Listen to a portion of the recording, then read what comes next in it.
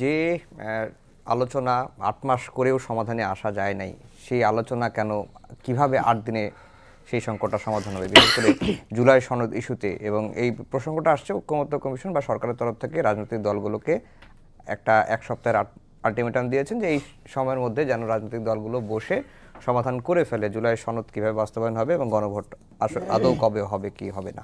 এর পেছনে কি আপনি সরকারের কোনো দায় দেখছেন কিনা? এই সংকটটা যে সংকট তৈরি ধন্যবাদ। হয়েছে, প্রথমত হলো ধরেন যদি জাতীয় ঐক্যমত্য কমিশন এটা না করতো তাহলে আর কি করা যেত? যদি এই স্পেসটা তৈরি না করা যেত তাহলে বলা হতো, যেমন সরকার যখন আরপিও সংশোধন করছে, যখন বড় দলগুলোর বিপক্ষে গেল যে ছোট দলগুলো যদি জোট করে তার নিজের প্রতীকে করতে হবে, এটা ভবিষ্যৎ বাংলাদেশের জন্য দারুণ সিদ্ধান্ত। কিন্তু বড় দলগুলো এটা কিন্তু ভীষণভাবে রিঅ্যাক্ট করলো, কারণ এটা তার জন্য ক্ষতি। সে বড় মাছ হিসেবে ছোট মাছগুলোকে খেয়ে ফেলতে চায়, অনেকগুলো দল পালতে চায়, কিন্তু দিন শেষে তার প্রতীকেই সবাই নির্বাচন করবে।